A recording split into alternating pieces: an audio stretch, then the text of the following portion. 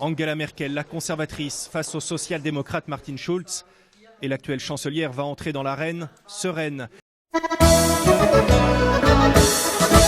Qu'est-ce qui fait le succès de Merkel? D'abord, le fait que c'est une femme originaire de l'Est de l'Allemagne. C'est en raison de cette socialisation dans l'Est de l'Allemagne en particulier qu'elle a joué un rôle modernisateur très important pour rétablir des choses un peu sur le plan des inégalités hommes-femmes, installer des crèches en Allemagne, installer des structures collectives pour s'occuper des jeunes enfants, etc. Elle a mis en place un SMIC, donc qui a limité les inégalités et la pauvreté laborieuse en particulier. Elle a aussi, par exemple, ramené la retraite à 63 ans pour ceux qui avaient commencé très tôt en Allemagne, alors que les sociodémocrates l'avaient portée à 67 ans. Les Allemands lui sont reconnaissants de cette défense du modèle social, et elle incarne donc à la fois la modernité homme-femme et la défense du modèle social allemand.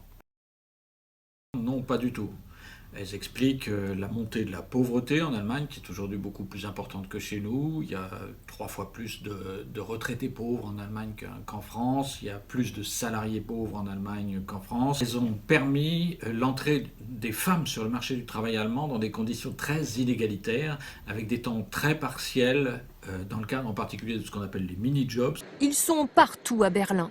Dans cette rue commerçante, il nous a suffi d'entrer dans les magasins pour en trouver presque à chaque fois. Vous avez des mini-jobs ici? Oui, on prend des étudiants et des mères de famille avec enfants. Donc quand on gagne moins de 450 € par mois en Allemagne, on ne paye pas de cotisation sociale, on n'a pas non plus de protection sociale derrière, et de retraite en particulier. Il y en a 7,5 millions aujourd'hui. C'est des boulots qui sont occupés essentiellement par des femmes. Donc aujourd'hui, oui, il y a beaucoup d'emplois en Allemagne, mais ils sont très inégalitairement répartis entre les hommes et les femmes en particulier. L'Allemagne est un des pays où les inégalités sont les plus fortes sur le marché du travail de ce point de vue-là.